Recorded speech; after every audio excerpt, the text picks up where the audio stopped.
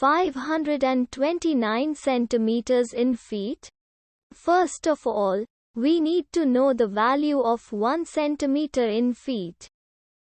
It's always 1 centimeter equals 0.03280839895 feet. Now we have to multiply 0.03280839895 by 529.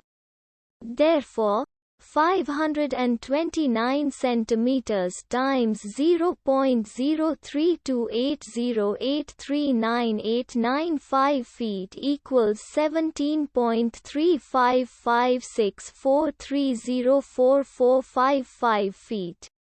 So, in other words, 529 centimeters equals 17.3556430445 feet. We hope you have enjoyed this video.